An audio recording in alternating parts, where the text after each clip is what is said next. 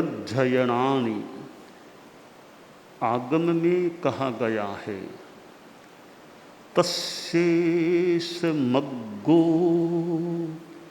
गुरु विद्ध सेवा विवज्जना बालजनस्य दूरा सज्जाय एगंत निषेवणाय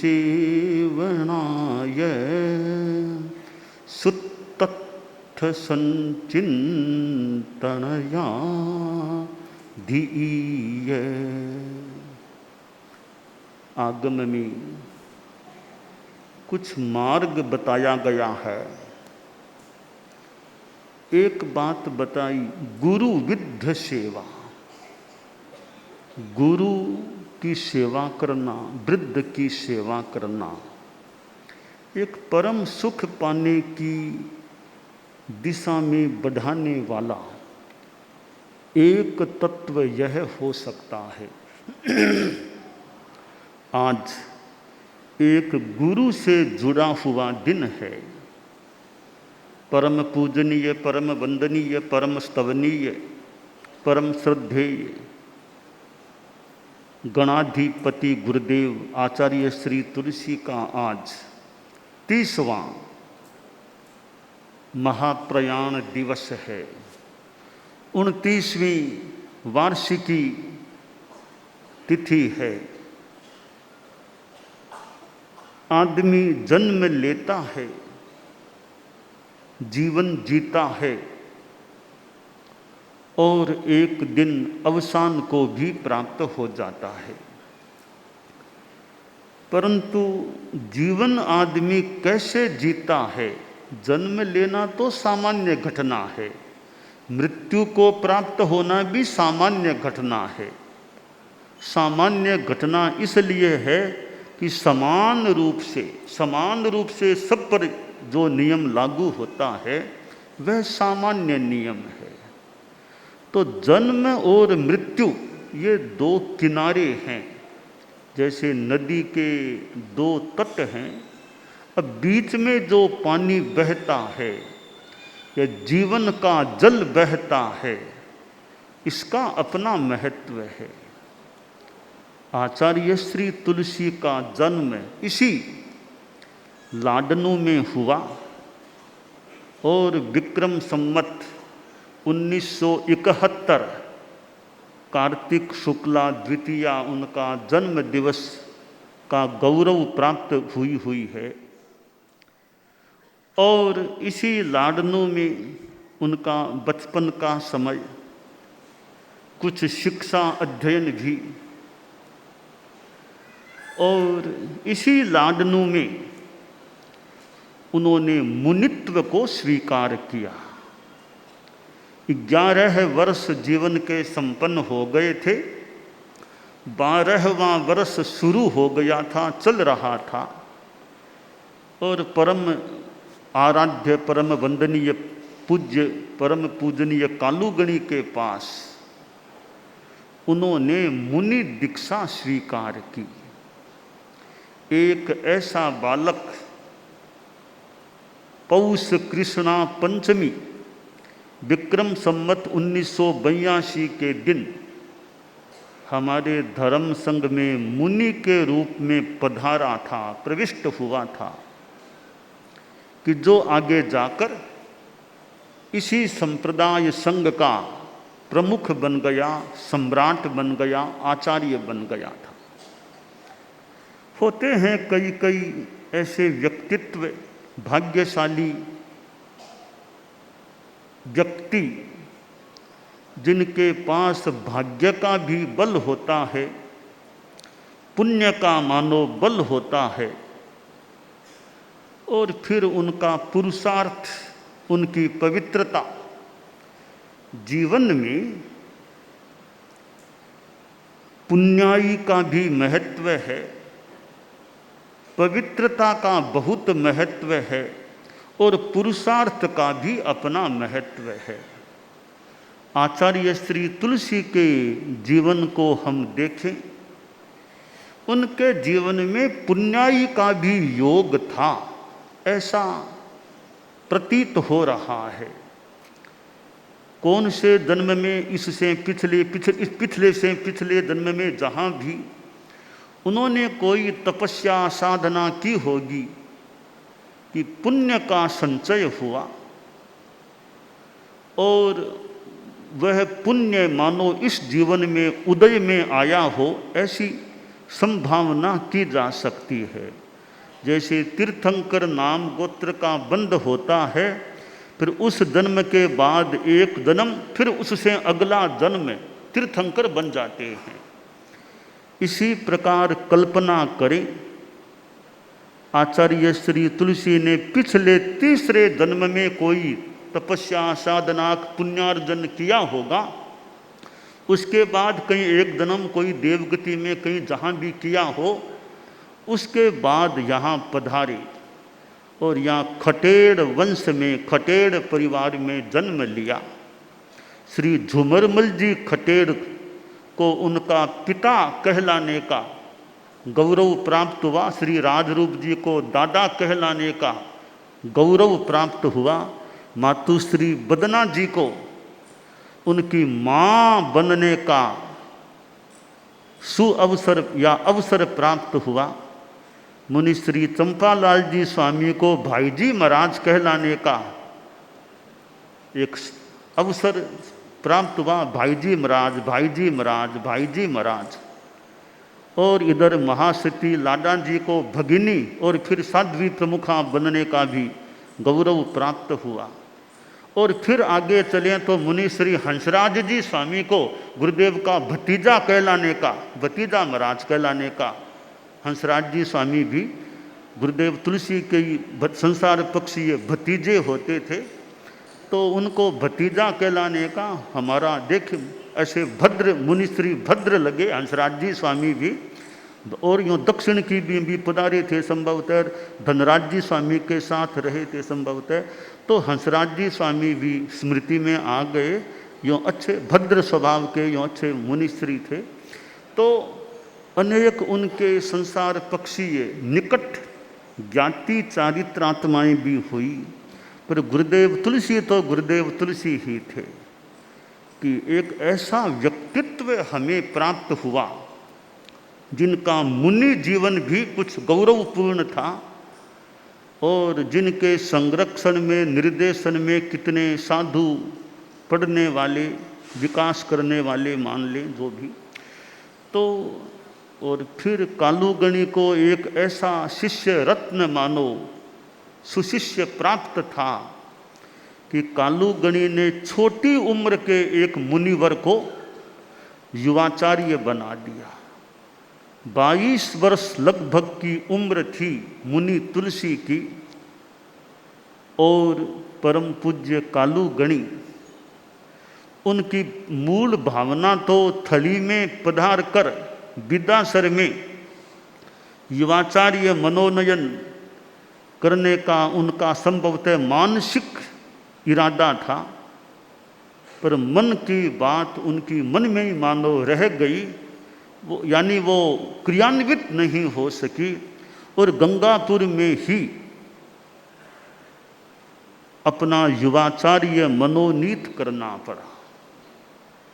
आचार्य श्री तुलसी गंगापुर में ही युवाचार्य बने, गंगापुर में ही आचार्य बने और मानो गंगा में ही विलीन हो गए, गंगा में ही विलीन हो गए। गंगा गंगा गंगा, युवाचार्य पद गंगा, आचार्य पद गंगा और महाप्रयाण का दिवस भी गंगा।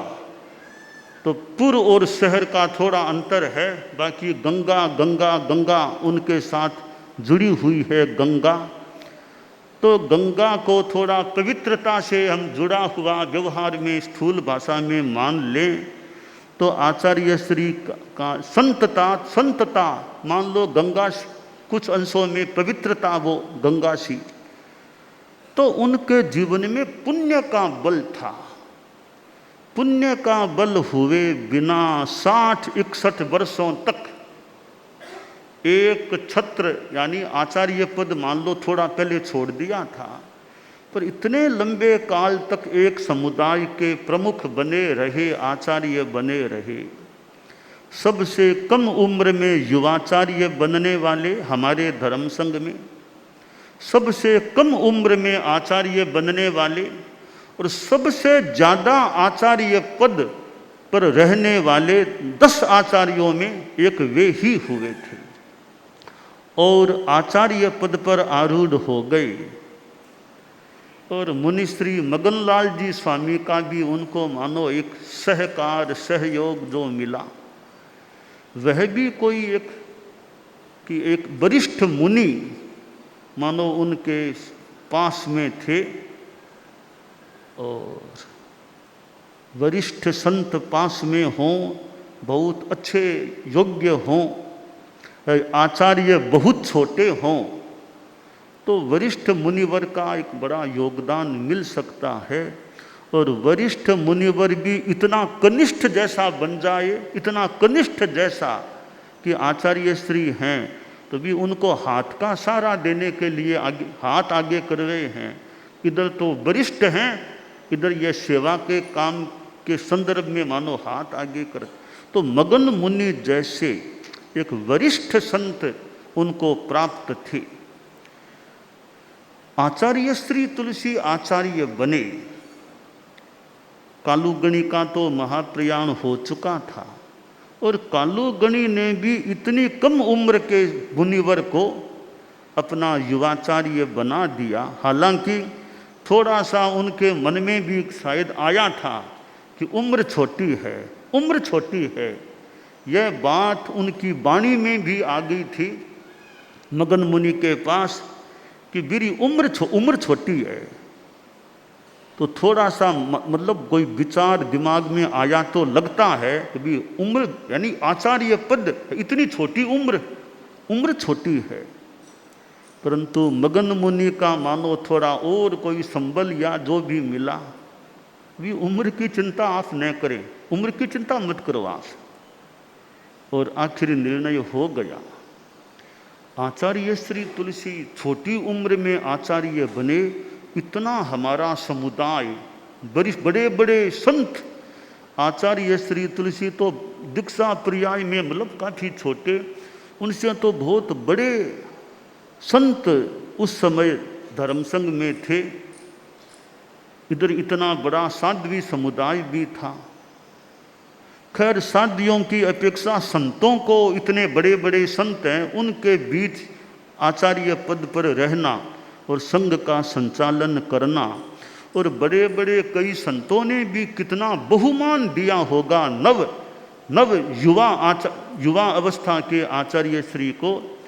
तो कैसे हमारे धर्म संघ ने एक छोटी उम्र के आचार्य को भी मानो एक्सेप्ट किया, स्वीकार किया, बड़े बड़े संतों ने भी मानो स्वीकार किया और आचार्य श्री आगे बढ़े।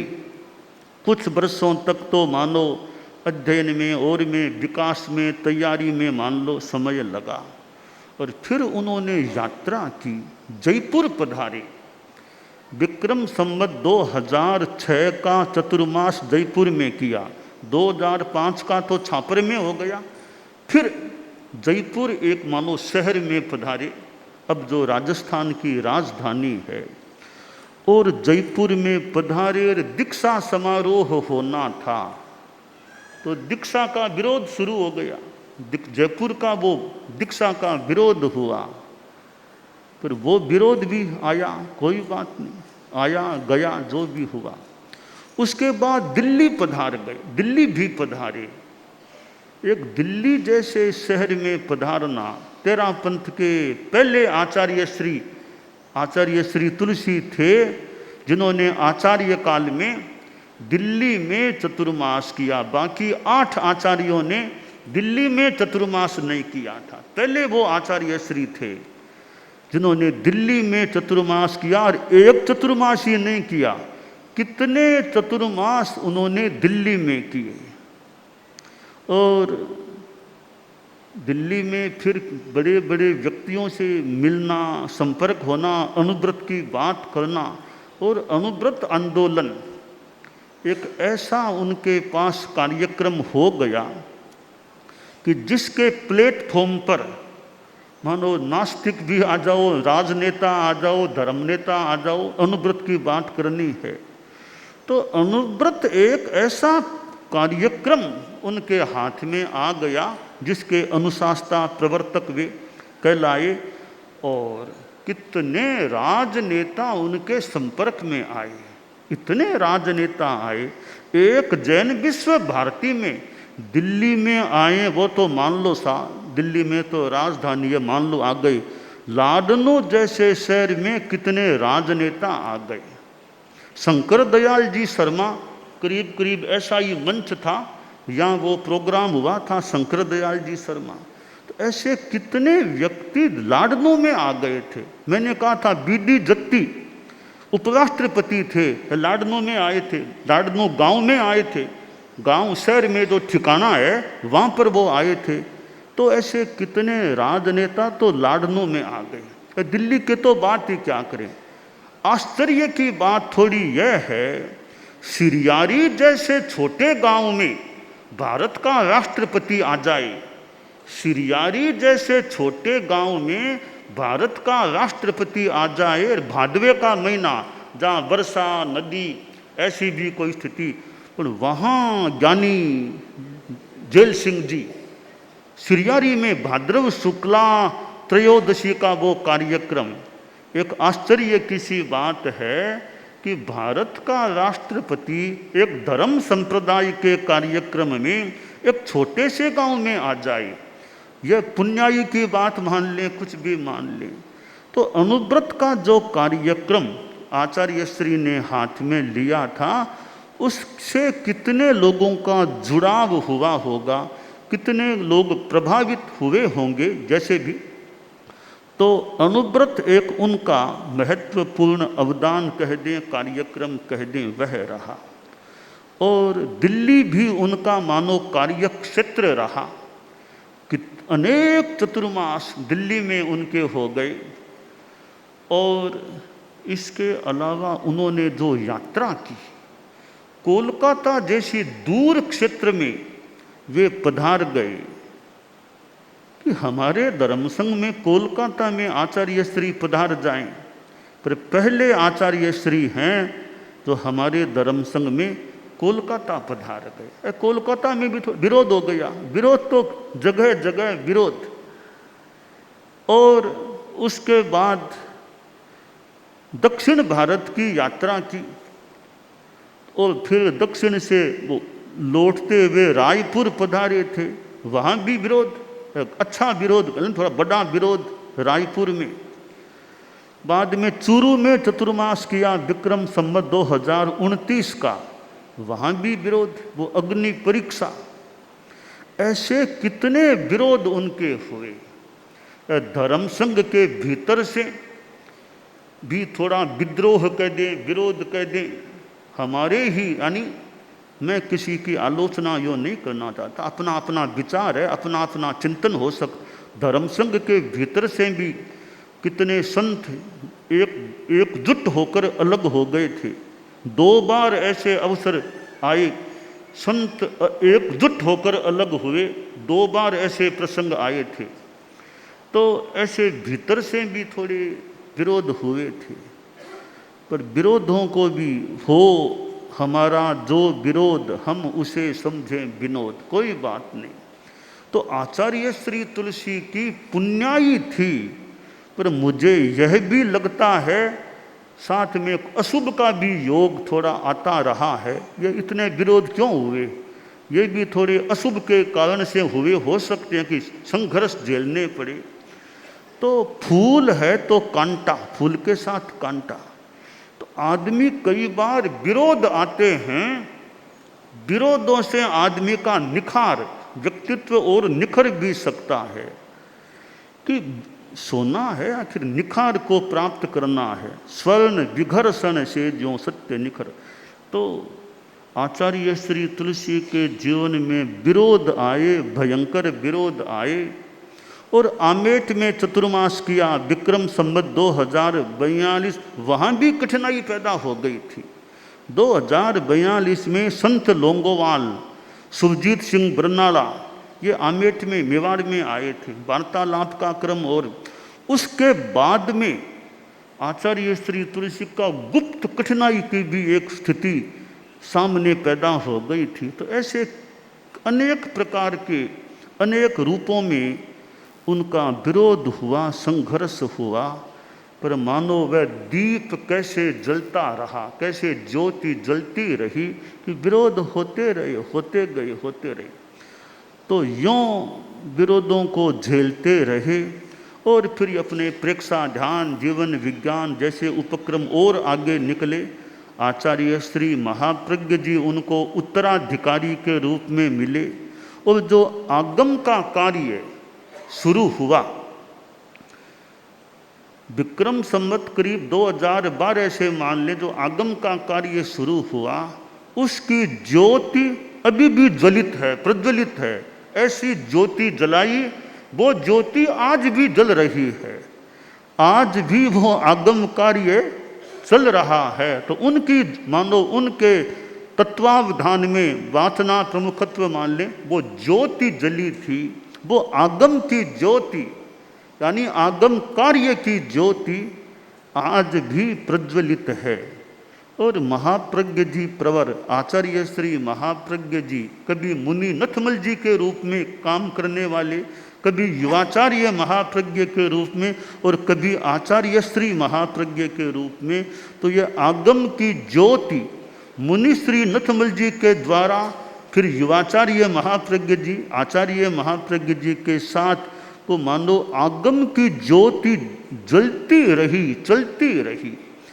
तो ऐसा कार्य आचार्य श्री तुलसी ने जो शुरू किया, तो कितना उनका श्रम प्रयास रहा होगा आचार्य श्री तुलसी का भी आगम के कार्य में, और कितना उनका मनोभाव जुड़ा रहा होगा आगम कार्य के साथ। आचार्य श्री महाप्रज्ञ जी ने भले युवाचार्य काल में आचारांग पर भाष्य लिखा, तो वह भी एक आगम पर संस्कृत में भाष्य तैयार हुआ था। तो यह आगम का कार्य भी आचार्य श्री तुलसी के आचार्य काल का एक महत्वपूर्ण अवदान। एक समय था हमें आगम पढ़ना होता तो कहाँ से लेते, कभी वो अमोलक ऋषि वाली कोई 32 को पढ़ो या ऐसे कोई पढ़ लो।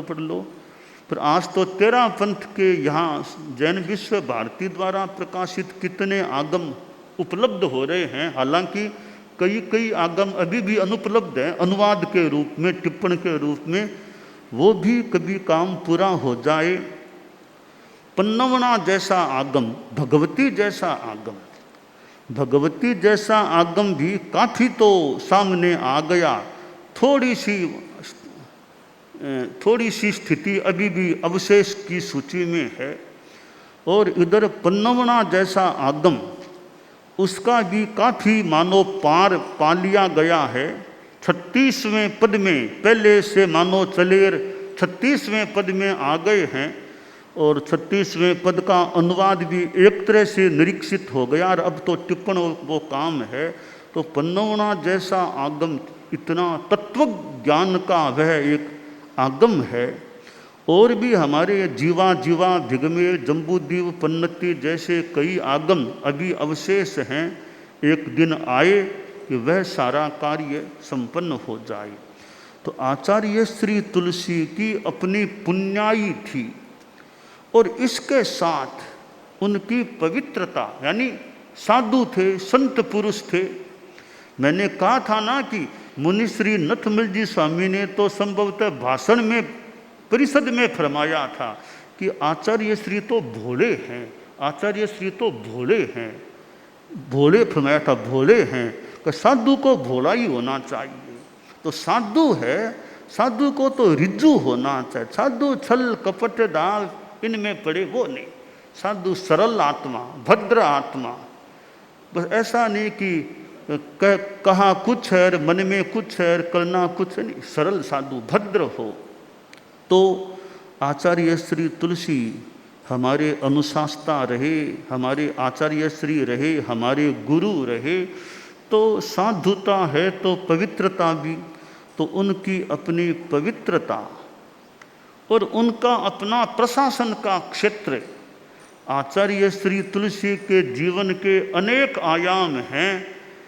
आचार्य श्री तुलसी और प्रशासनिक क्षेत्र, यानी उनके जीवन का, व्यक्तित्व का एक अंग है प्रशासन करना। वो प्रशासन कैसे करते थे?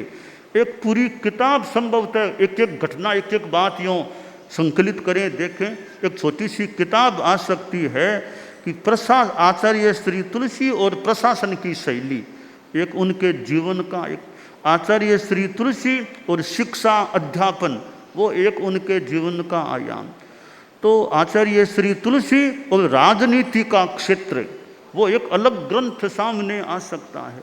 यूँ उनके जीवन के आचार्य श्री तुलसी और संत समुदाय के साथ कैसे संस्मरण आदि। आचार्य श्री तुलसी उनका साध्वी समुदाय, साध्वी शिष्या समुदाय। फिर आचार्य श्री तुलसी ने समण श्रेणी का प्रारंभ किया। वो भी यह जैन विश्व भारती या सुधर्मा सभा मान लो, लगभग यही आसपास का कोई मंच का स्थान रहा होगा। और समण श्रेणी का शुभारंभ हुआ था। ये मुमुक्षु बाइयाँ है, वो आचार्य श्री तुलसी के युग की ही प्रारंभ की चीज है। इतनी ये पारमार्थिक शिक्षण संस्था और भी कितनी संस्थाएं। आज ये जैन विश्व भारती खुद जहाँ हम बैठे हैं, ये आचार्य श्री तुलसी के आचार्य काल में शुरू हुई और एक समय था, थोड़ी सी चीज रही होगी और आगे अब गतिविधियां कितनी हो गई जैन विश्व भारती में। अब शिक्षा को देखो, जैन विश्व भारती और फिर जैन विश्व भारती इंस्टीट्यूट, ये मान्य विश्वविद्यालय, दोनों वैसे जुड़े हुए मान लें। शुरू प्राइमरी से लेकर पीएचडी तक का क्रम यहाँ इस एरिया में देख लें तो शिक्षा के क्षेत्र में कितना विकास हुआ है, कितना गतिविधि बढ़ी है। और साधना का देखो, तुलसी अध्यात्म निगम में कितने शिविर लगे। अब कोई यह कह दे भी आचार्य तुलसी अंतर्राष्ट्रीय प्रेक्षा ध्यान केंद्र में थोड़े काल में ही अनेक शिविर लग गए हैं। तो कितने प्रेक्षा ध्यान के शिविर जैन विश्व भारती में। तो यह जैन विश्व भारती अनेक शिक्षा, समण संस्कृति संकाय क्या और क्या, कितने वर्धमान या ग्रंथागार क्या, कितनी चीज़ें, शिक्षा, शोध, साधना, सेवा आदि जैन विश्व भारती में। तो यह संस्था भी आचार्य श्री तुलसी के युग में ही प्रारंभ। और भी एक अखिल भारतीय तेरापंथ युवक परिषद, अखिल भारतीय तेरापंथ महिला मंडली, अनेक संस्थाएं आचार्य श्री तुलसी के कार्य काल में शुरू हुई थी। तो कैसे संस्थाओं को भी एक संरक्षण आचार्य श्री तुलसी का प्राप्त हुआ होगा। तो एक महान व्यक्तित्व जिन्होंने इतना कार्य किया, तो पुण्याई पवित्रता, चूंकि संत थे तो पुण्याई उस रूप में हम मान लें। और पुरुषार्थ, उनका जो पुरुषार्थ था, वरना इतनी यात्राएं करना, इतनी यात्राएं करना, यह चलना भी अपने आप में पुरुषार्थ है। और फिर और जनसंपर्क आदि करना, काम करना, और साहित्य की रचना करना, कितना साहित्य उन्होंने रचा है राजस्थानी भाषा में और में, कितना उनका साहित्य है। आचार्य भिक्षु का राजस्थानी में यो साहित्य है ही काफ़ी, दयाचार्य का भी है, और आचार्य श्री तुलसी का भी फिर देखें तो राजस्थानी में आख्यान और जो भी साहित्य जो भी। तो इस प्रकार के महान आचार्य जिनमें पुण्याई भी देख लें, पवित्रता संतता के नाते, और पुरुषार्थ जो पराक्रम उनमें रहा। और फिर उनका एक पुरुषार्थ यह रहा कि आचार्य पद का विसर्जन। आज आषाढ़ कृष्णा तृतीया है, विसर्जन दिवस, विसर्जन। तो आचार्य श्री तुलसी ने खुद ने विसर्जन किया था, अपने पद का विसर्जन कर दिया, आचार्य पद को छोड़ दिया। एकमात्र तेरापंथ के वे अब तक के आचार्यों में एक आचार्य हैं, 10 आचार्यों में मान लें, जिन्होंने अपने पद का विसर्जन भी कर दिया था। तो यह भी उनके जीवन का और तेरापंथ के इतिहास का एक महत्वपूर्ण दस्तावेज या पृष्ठ है कि किसी आचार्य ने अपने जीवन काल में आचार्य पद का विसर्जन कर दिया। तो ऐसे आचार्य श्री तुलसी जो जैन विश्व भारती में कितने विराजे थे, प्रवासित रहे थे, और कितने उनके शिष्य शिष्याएं हुए, कितनों को उन्होंने दीक्षा दी थी, कितनों को शिक्षा दी होगी, कईयों की समीक्षा भी की होगी।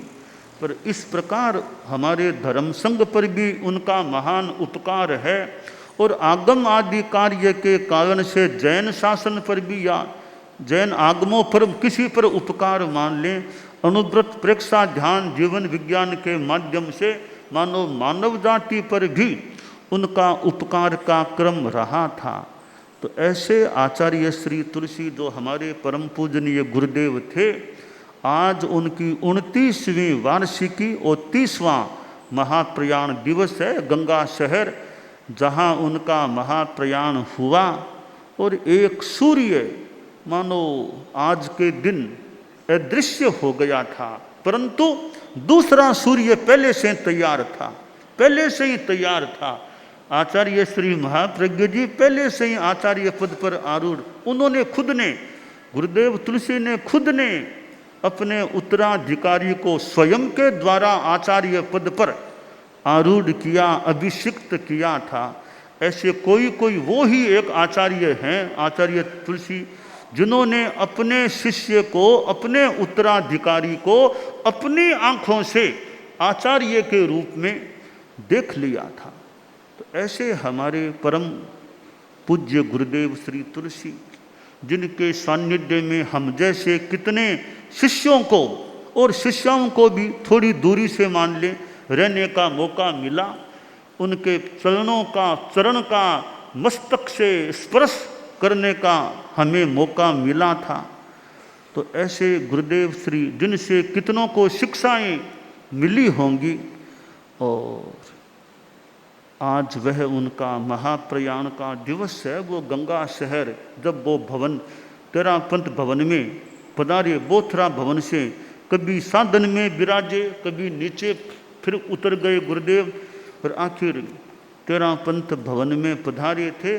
उनके उत्तराधिकारी परम पूजनीय आचार्य श्री महाप्रज्ञ जी ने थोड़ी वो गेट के पास तक लगभग मान लो जो भी अगवानी की थी, फिर अंदर पधारे थे।